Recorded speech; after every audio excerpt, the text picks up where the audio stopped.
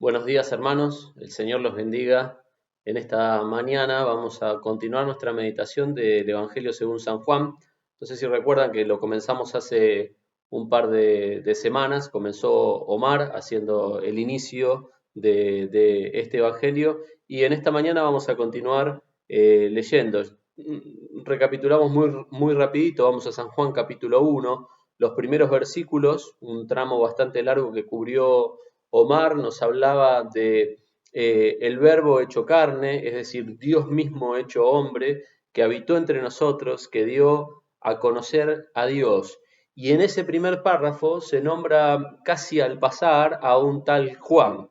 Aquellos que conocemos la palabra de Dios sabemos que estamos hablando de Juan el Bautista. Aquellos que son nuevos en medio nuestro, bueno, hoy vamos a conocer un poco más de este Juan que se nombra en los primeros versículos. Dice el versículo 6 que hubo un hombre enviado de Dios, el cual se llamaba Juan, y este vino por testimonio para que diese testimonio de la luz, a fin de que todos creyesen por él. No era él la luz, dice el versículo 8, sino que él dio testimonio de la luz. Este es el Juan del cual vamos a hablar hoy. En el versículo 15 dice que Juan dio testimonio de él, Juan el Bautista, y clamó diciendo: este es de quien yo decía, Jesús, el que viene después de mí es antes de mí, porque era primero que yo. Bueno, un trabalengua, pero Juan, a quien llamamos Juan el Bautista porque bautizaba en el desierto, pero Juan es aquel que viene a preceder de alguna forma ministerialmente al Señor, pero en realidad el Señor es antes que él, porque es el Dios eterno. Bueno, de este Juan vamos a leer, así que vamos a Juan capítulo 1, versículo 19, el título en mi Biblia es El testimonio de Juan el Bautista, y ahí vamos a dar lectura en esta mañana. Versículo 19, este es el testimonio de Juan. Cuando los judíos enviaron de Jerusalén sacerdotes y levitas para que le preguntasen: ¿tú quién eres?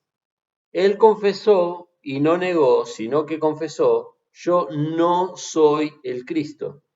Y le preguntaron: ¿qué pues? ¿Eres tú Elías? Dijo: no soy. ¿Eres tú el profeta? Y respondió: no. Y le dijeron: pues ¿quién eres? Para que demos respuesta a los que nos enviaron. ¿Qué dices de ti mismo?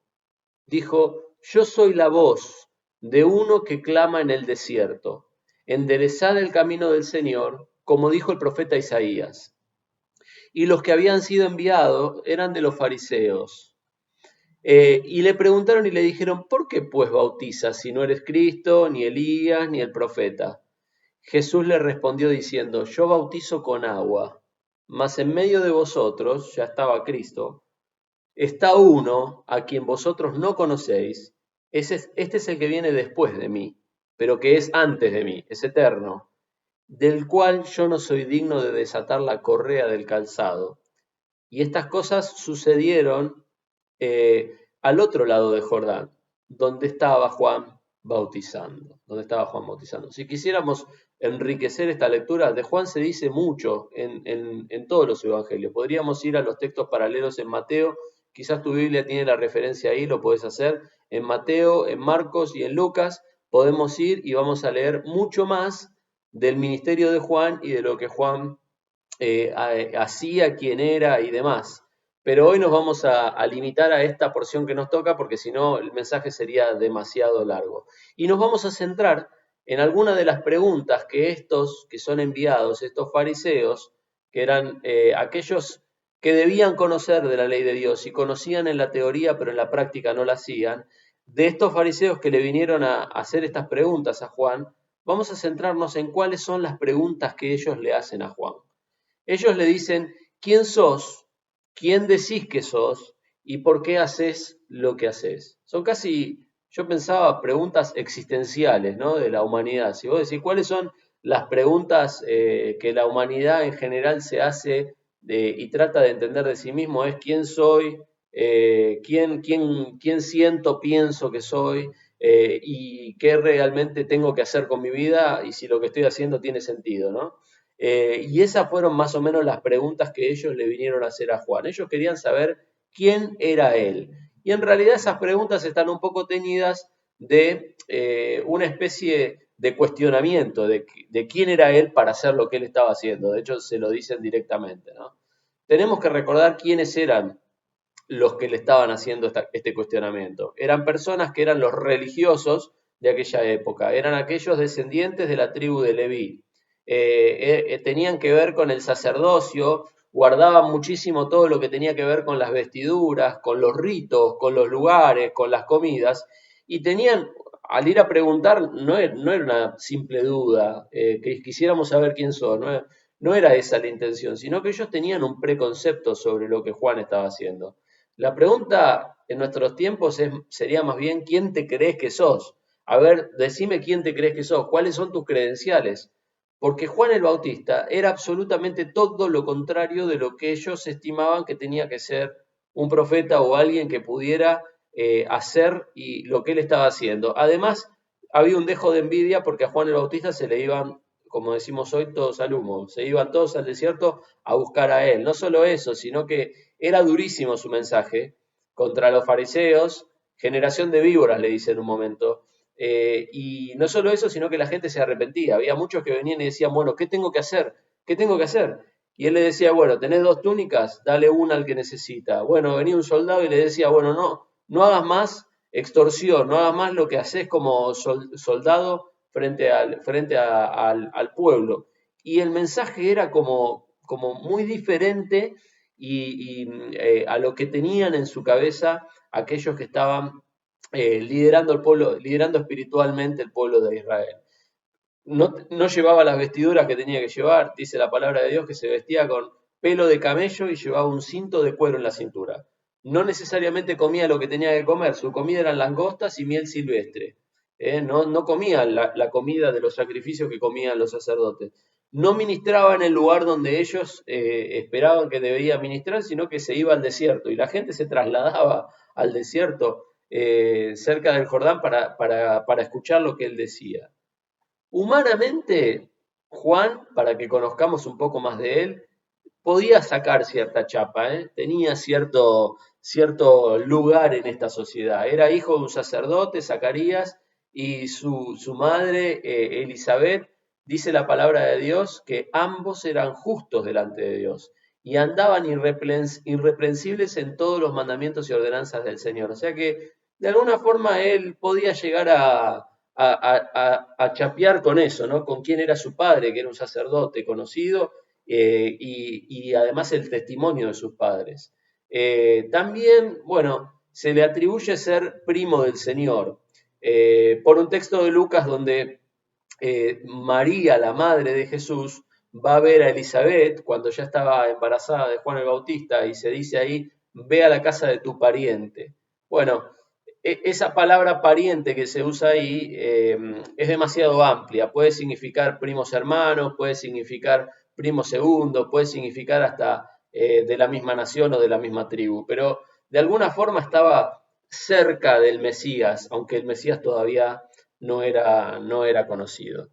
Ahora, la respuesta de Juan, ¿cuál es? Es muy clara, miren, yo no soy el Cristo, yo no soy Elías, y yo no soy el profeta. Ahí en esto del profeta, lo que pasaba era que el Antiguo Testamento hace referencia al profeta del Nuevo Testamento, y estas personas no entendían si el profeta era el Mesías o no, entonces por eso la pregunta está ahí dividida. Yo soy solo una voz de alguien, de uno, que clama en el desierto. Esto es lo que dice él. Soy solamente una voz de uno que clama en el desierto. Y es más, yo bautizo con agua, entre medio de ustedes hay uno que yo no soy digno de atarle el calzado. No soy digno de atarle el calzado. Este era el nivel de humildad que mostraba Juan el Bautista. Y yo recordaba, hermanos, el pasaje de Filipenses 3. Pablo ahí dice, yo tengo en qué confiar en la carne. Podría chapear, dice Pablo. Si alguno piensa de qué confiar en la carne, mira, yo más, ¿querés que te muestre? Fui circuncidado al 8.º día, soy del linaje de Israel, de la tribu de Benjamín, hebreo de hebreos, en cuanto a la ley encima soy fariseo, he sido educado y eso, en cuanto a celo, bueno, perseguí a la iglesia, en cuanto a lo que es justicia en la ley, irreprensible, es decir, cumplía todas las normas de la ley. pero cuantas cosas eran para mí ganancia, las he estimado como pérdida por amor de Cristo. Y ciertamente aún estimo todas las cosas como pérdida por la excelencia del conocimiento de Cristo Jesús mi Señor, por amor del cual he perdido todo y lo tengo todo por basura para ganar a Cristo. Ahora, lo primero que vemos es esta mirada de otros, ¿no? La mirada de los de afuera. En esta pregunta de quién es Juan el Bautista, ¿vos quién sos? De alguna forma, la pregunta, sí, tiene un dejo de duda, pero tiene un dejo de juicio también. De alguna forma, los que estaban de afuera venían a preguntarle, pero ellos tenían su preconcepto. Y ¿sabes qué? Mirá, la mirada de los de afuera sobre vos y sobre mí, sobre, digamos, la mirada de otras personas, ¿no? Que podrían ser dentro de la iglesia o fuera de la iglesia, es importante, no deja de ser importante. Eh, Proverbios 3 dice que, hijo mío, no te olvides de mi ley y tu corazón guarde mis mandamientos, porque la largura de días y años de vida y paz te aumentarán. Nunca se aparte de ti la misericordia y la verdad, atalas a tu cuello, escríbelas en la tabla de tu corazón, y fíjense el beneficio de esto, y hallarás gracia y buena opinión ante los ojos de Dios y de los hombres. ¿Eh? La mirada de los otros hasta cierto punto es importante, no deja de ser importante. Pero querés que te diga, querido, no es lo más importante, no es lo más importante. A veces la mirada de los otros no es la mirada de Dios. El Señor Jesucristo cuando entraba a Jerusalén, la mirada de los otros, ¿cuál era? Echar ramas de olivo y que gritar, Hosana, bendito el que viene en el nombre del Señor y bendecirlo, y unos días después estaban gritando, crucifícale. Las mismas personas que estaban hablando bien del Señor y bendiciendo al Señor, tiempo después estaban crucificándolo, estaban crucificándolo. Es posible, hermano, que esto nos pase a vos y a mí, que la mirada de afuera algunas veces sea buena y algunas veces no sea tan buena. Bueno, ojalá que eso no pase por nuestro propio testimonio. Ojalá que eso no pase por nuestro propio testimonio. Pero, ¿sabes qué? Es probable que tengamos un poco de ambas cosas en nuestra vida, así como el Señor lo tuvo y así como Juan lo tuvo. Primera Pedro 4 dice, baste ya el tiempo pasado para haber hecho lo que agrada a los gentiles, a los inconversos, andando en lascivias, pecados, concupiscencias, embriagueces, orgías, disipación, abominables idolatrías. A ellos les parece cosa extraña que ustedes no corran con ellos en el mismo desenfreno y los ultrajan. Es decir, que nosotros podemos, hermanos, tener una opinión externa desfavorable. Sí, esto es posible, esto es posible. Ojalá que no sea por nuestro propio testimonio, ¿no? Si padecemos, que padezcamos injustamente y no que padezcamos porque somos dignos de padecer. ¿Eh? Pero que padezcamos injustamente es algo que puede pasar. A veces es muy natural en los seres humanos querer agradar a todos. Hay una frase que dice, no conozco el secreto del éxito, pero sí el fracaso de querer complacer a todos. Es muy natural en vos y en mí el querer obtener la aprobación de absolutamente todos, de absolutamente todos.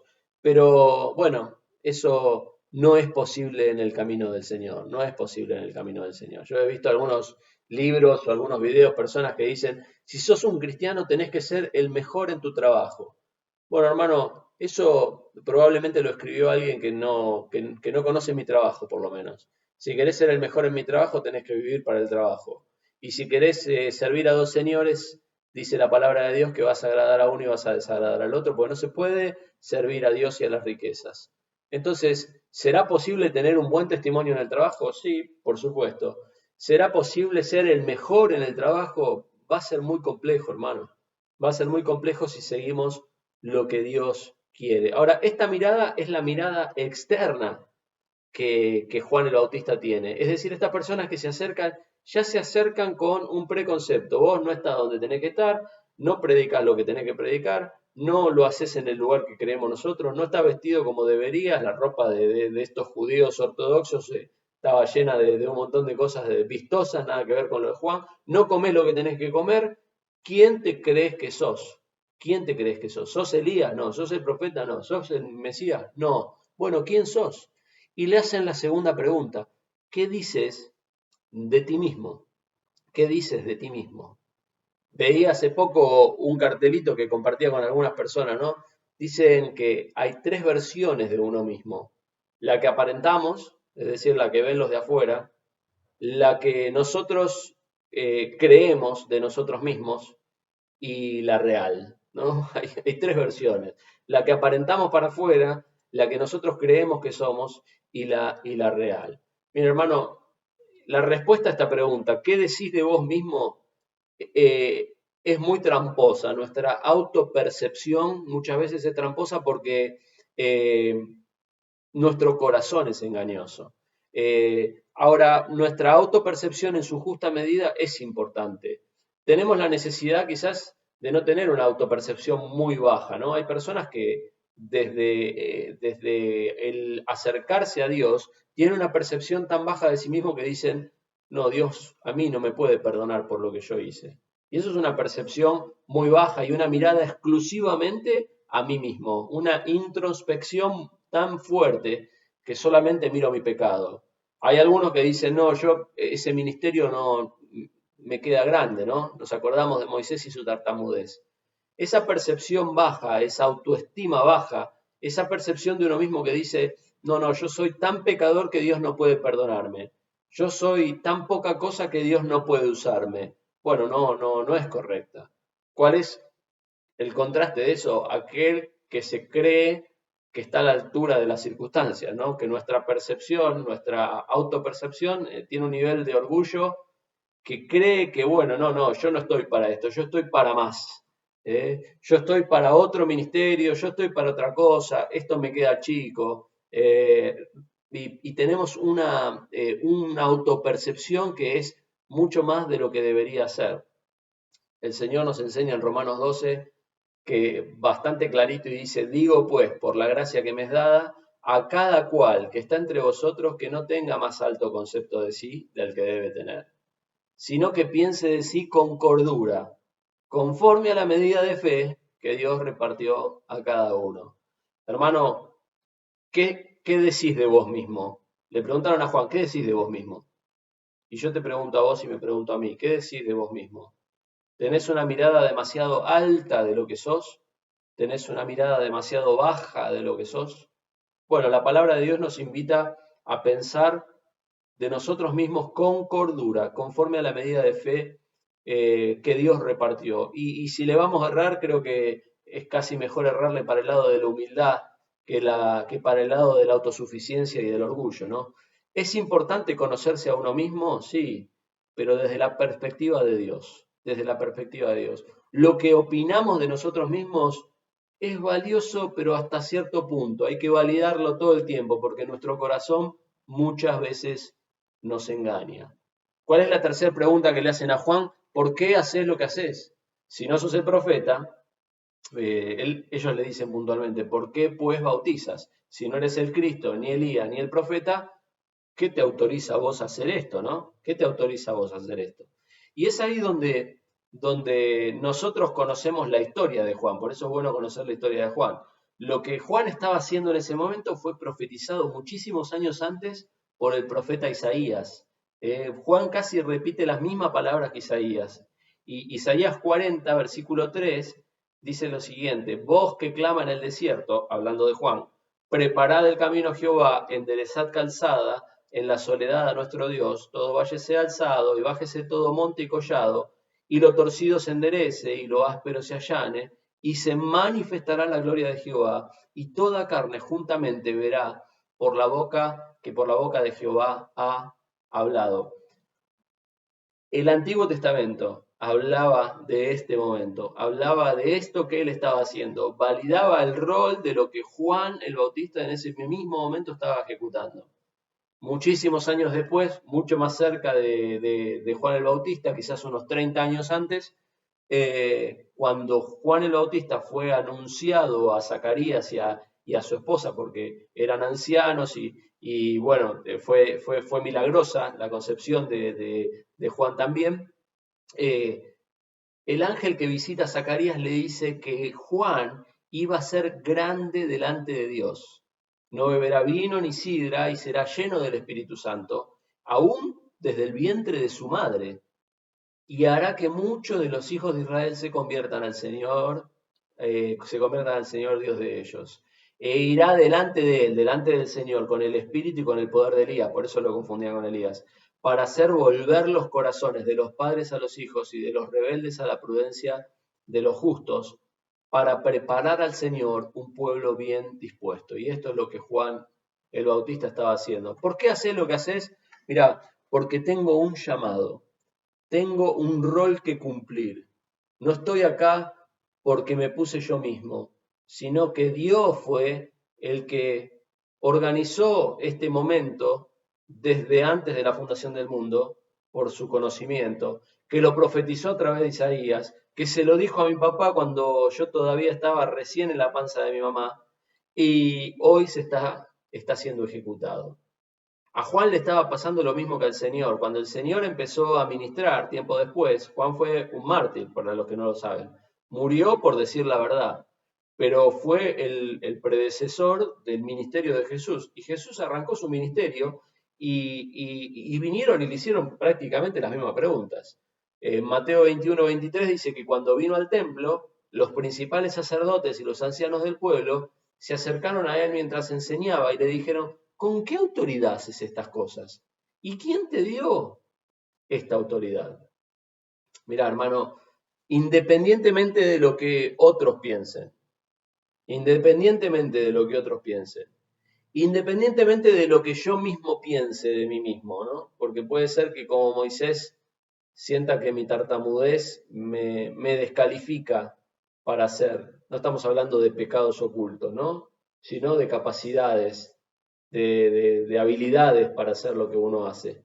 Independientemente de lo que otro te diga, independientemente de lo que vos mismo pienses, cada uno de nosotros tiene que cumplir el rol que Dios ponga delante nuestro para su gloria.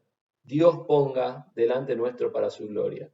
Ni más, ni menos, ni más, ni menos. Tenemos una necesidad de que esté cada uno en su lugar como cuando se reconstruían los muros de Jerusalén. Cada uno de nosotros tiene que estar en su lugar haciendo su tarea, ni más ni menos.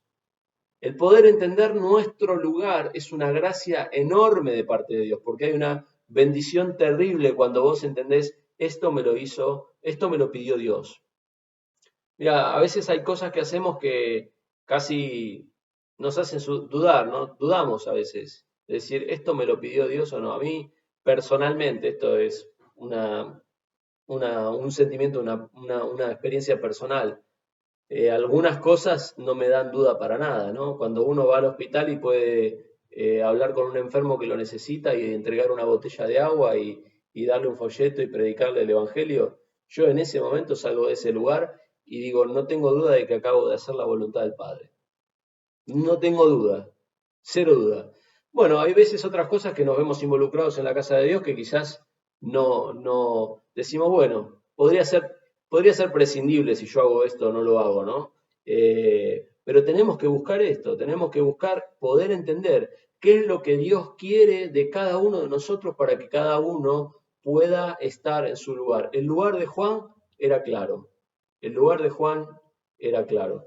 Su respuesta, igual a lo que le venían a preguntar, ¿quién sos y por qué lo haces? Fue una respuesta de total humildad. Mira, yo soy solamente un mensajero. A mí me mandaron. Yo estoy acá para preparar el camino. Soy simplemente una voz que clama en el desierto. De hecho, mi vida no va a durar mucho más. No lo dijo, pero no iba a durar mucho más. Él entendía que él simplemente era un eslabón en una cadena mucho más grande y tenía el privilegio de ser ese eslabón en esa cadena. Y vos y yo tenemos la necesidad de lo mismo. Ahora, ¿qué es lo más importante, hermano? ¿Lo que piensan los demás? ¿Lo que pensás vos mismo? ¿O lo que piensa Dios? Bueno, no hace falta que la responda, ¿no? Lo que Dios piensa de Juan, lo que Dios opina es lo que vale, y lo que Dios piensa de Juan está en Lucas 7:28. Y miren lo que dice, por referenciar uno de los textos, ¿no? Porque quizás podríamos encontrar algunos textos más, pero dice, les digo que entre los nacidos de mujeres no hay mayor profeta que Juan el Bautista, pero el más pequeño en el reino de Dios es mayor que él. Pero de los nacidos de mujeres no hay mayor que el profeta. Mira, hermanos, tiene que importarnos lo que Dios piensa de nosotros. Tenemos que dejar de mirar un poco lo que los demás piensan de nosotros. A veces queremos agradar a las personas que tenemos alrededor. Es natural en el ser humano, dentro y fuera de la iglesia. A veces queremos agradar a nuestro empleador, a veces queremos agradar a personas que caminan contrariamente a lo que Dios quiere. Bueno, es una elección. No se puede servir a dos señores, pero es una elección que podemos realizar. A veces miramos para adentro y nos vemos muy poca cosa, y a veces miramos para adentro y nos vemos como no me reconocen lo que soy porque soy gran cosa. Bueno, hermano, ¿quién sos? ¿Quién pensás que sos? Son dos preguntas que tenemos que contestar a la luz de lo que Dios dice de nosotros, de lo que Dios dice de nosotros. Y yo quería cerrar con algunos consejos prácticos. Hay no sé si es una técnica o un consejo, algo que hace un tiempo aprendí y que me fue muy útil en la vida laboral y que lo aplico a otras cosas también, que se llama ignorancia selectiva. Ignorancia selectiva. Lo aprendí en el trabajo y me pareció algo fantástico. ¿Qué es esto? Bueno, a veces uno tiene muchísimas cosas que hacer en el trabajo o en tu casa, o las amas de casa se levantan a la mañana y tienen un montón de cosas que administrar, y los chicos y la escuela y los platos y la comida y las compras y el perro y qué sé yo. Y los hombres en el trabajo también y en las distintas actividades, en el estudio, las distintas materias, pero la ignorancia selectiva lo que hace es proponerte lo siguiente. Por un momento, o por el tiempo que necesites, trata de ignorar, apagar las alarmas de ciertas cosas y poder enfocarte en lo que realmente tenés que hacer, porque cuando tenés todas las alarmas prendidas al mismo tiempo, sos inefectivo. Es imposible que puedas prestar atención a todas estas cosas. Entonces, el otro día le decía a los hermanos, bueno, tengo en mi bandeja de entrada más de 1000 mails sin leer, literalmente hablando, se los puedo mostrar. Pero a veces esta ignorancia selectiva hace decir, bueno, estos mails no les voy a dar lugar porque voy a concentrarme en sacar esto y esto, que son las tareas prioritarias. Nosotros de alguna forma tenemos que aplicar ignorancia selectiva a algunas cosas. ¿Sabes qué? Tenemos que aplicar ignorancia selectiva al insulto. A cuando nosotros nos sentimos insultados por otros o menospreciados por otros. ¿Se recuerdan de Simei ahí que le tiraba piedras a David? Y David le dijo, déjenlo, por ahí lo manda Dios. Después Simei obtuvo lo suyo, porque el que tira piedra no es gratis. Pero David tuvo la actitud correcta. De hecho, después más adelante le dijo que le iba a perdonar la vida. Le dejó la tarea a Salomón, pero él le perdonó la vida. Ahora, hay que tener una ignorancia selectiva, una atención selectiva y decir, bueno, al insulto lo voy a dejar pasar de largo, no le voy a dar lugar en mi cabeza, no le voy a dar lugar en mi corazón, no lo voy a dejar prosperar, no lo voy a abonar. Ustedes saben que la ira nuestra dura 90 segundos, dicen los que saben, no sé de dónde lo sacaron, pero que después la retroalimentamos. Y yo no sé si dura 90 segundos, pero lo que sé es que la retroalimentamos. Y hay que aprender a hacer una ignorancia. Lo que opine el fariseo de mí, a pesar de que en el fondo de mi corazón yo quiero que todo me aplauda, lo que opine fulano, lo que opine mengano, fuera y dentro de la iglesia, lo que opine mi jefe cuando le digo, discúlpame, pero yo a las 6 tengo que cerrar porque me tengo que ir a hacer otra cosa que para mí es muy importante, que tiene que ver con la casa de Dios. Lo que opine esa persona me tiene que tener sin cuidado. También tenemos que tener cuidado y tener ignorancia selectiva o atención selectiva al halago, hermano. Cuando viene el halago, a veces viene el halago, ¿no? Qué bueno esto, qué bien que lo hiciste. Bueno, gracias, gloria a Dios, y hasta ahí. Porque cuando le damos lugar a esto, ¿no? Y nos preguntan, ¿y vos quién sos? Yo soy este, yo soy el de todos estos halagos, ¿no? Lo que los demás digan de mí ¿eh?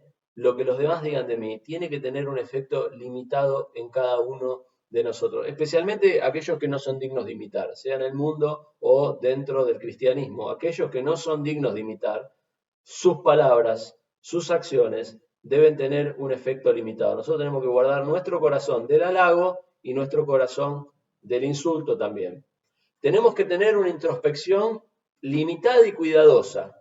Tenemos que mirar para adentro, pero lo justo y necesario, porque nuestra autopercepción puede ser muy engañosa, para arriba o para abajo.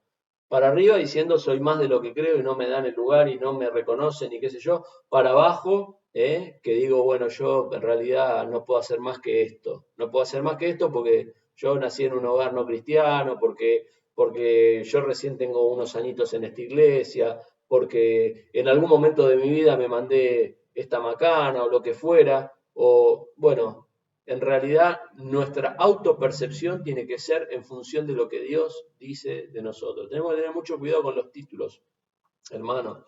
Yo recordaba algo que Jorge decía, porque no sé, me quedó eso, entre otras cosas, ¿no? Pero a veces se dice, usted es el siervo del Señor, se le dice a las personas. Y yo recuerdo siempre, bueno, hay que ver si Dios dice lo mismo de mí, porque Dios llamaba siervos a ciertas personas muy puntuales. Hay que ver si los hombres me llaman siervo de Dios, hay que ver si Dios me llama su siervo. Son dos cosas totalmente distintas.